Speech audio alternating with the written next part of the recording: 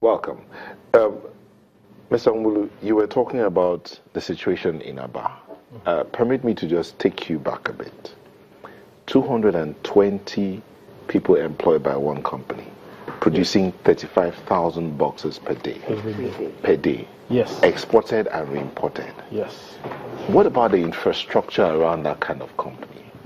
That was why it was so difficult to experience that, because even if you see the location, it was difficult to get in there. You had to park your car a few blocks away and walk in because the roads were so bad. When they finished these boxes, they piled them in these big bales, which were carried on the head by some of their workers to move it to where they load it in the trucks. So the system is not there. But the challenge is also people don't know what's in Aba. And that is why we decided to support this campaign. Because when we saw the potential in Aba, we felt the best thing to do is to look at how do you promote that potential? How do you increase awareness about what can happen in Aba with the right investment? We cannot make that investment. Our job is to create the awareness about it and then encourage Nigerian investors, encourage the government to come in and put the infrastructure in place that will now enable these businesses to blossom. And that is why this campaign is... And the bulk of these things are handmade. They are. As in they actually sit down to craft the shoes, the bags. They're handmade. I mean, some of them are, they're also intermediate industries. The thing is, it's a big place. You know, when we started this campaign, we were all talking about textiles and shoes. But Aba, if you do see the documentaries, Aba is making textiles, garments. They're making shoes. They're making bags. They're making leatherware. But they're also fabricating steel. One of the things that the guy said in the documentary, he says, iron must obey. Which means that if you go to Aba as you are, they might just fabricate you the way you are. I'm serious.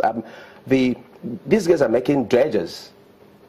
They're making incubators. They're making industrial ovens. They're making barges for the oil industry. So Aba is an amazing place.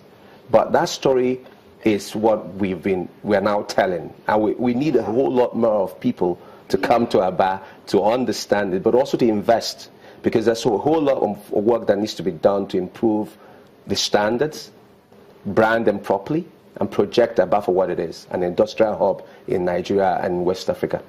Mr. Musu, yes. You're here to talk about Proudly Made in Aba. You are a very tiny voice talking about this thing. Sure. I believe that this is something that the state government, the federal government should be screaming about. Have you made any overtures? Have you made a presentation to government about what is happening there and how this can transform our economy? Well, I think the state government has been quite supportive. The current state government, in fairness to the state governor, has been quite they've been quite supportive about this initiative. In fact, he's been a champion of Made in Aba. Even the Senator Baribe, who's the senator for that area, has also been very supportive of it. Now, what we need is a concerted, galvanized effort to build it. It's not something that just government alone can do, but government must lead the way to champion this awareness, to champion this attraction of investment into Aba. We are glad Ford is supporting it. We're also asking, there are a couple of other donor agencies that we've been talking to. So your question, yes, we have state government with us. We've been trying to get the Federal Ministry of Investment, Trade and Industry to join us.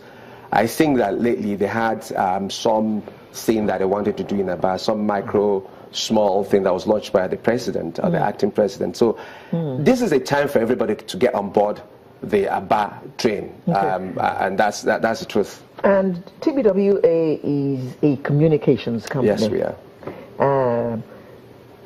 From what you have told us so far, there is also the issue of the psyche of the Nigerian who doesn't want to wear made in Nigeria. It has to be imported. So what communication are you putting out to make us buy the goods from Aba, even as it carries the tag made in Aba? Because we all want to wear made in, God knows, made in Europe, made in England, made in, we all want imported stuff. Incidentally, I think there are different segments in this market. Let's be honest. Yeah. There is a segment, or there are segments in the market who want to wear Nigerian, but they don't want to wear it because it's Nigerian. They want to wear it because it's well made. Nigerian. We're all wearing Nigerian. So if it is well made, and that's the conversation about the branding as well. If it is well made and well presented, well packaged, and well branded, people will buy it. Think about our local music, entertainment, even Nollywood. Think about that. There is a resurgence. There has been a resurgence of people buying things that they like that are Nigerian, and people have been buying from Aba for a long time.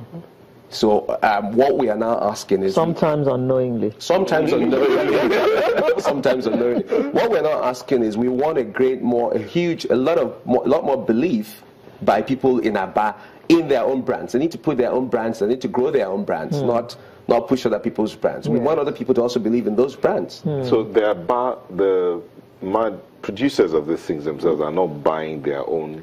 No, they're buying, but you see, they have that perception that if they branded it just made in Aba, that people may not buy. Some of that is changing. We have a couple of people in the clusters who have been branding proudly made in Aba.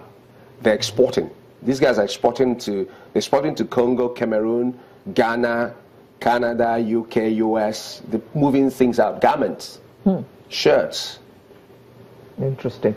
Now, Mr. Nwulu, you mentioned the summit that you held in 2016, and you brought potential investors and all that.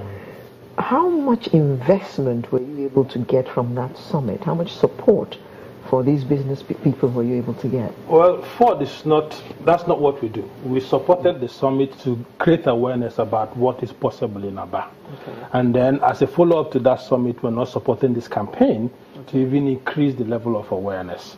It is the job of the government to actually try to galvanize those investments. We are not going to go out and start looking for investments.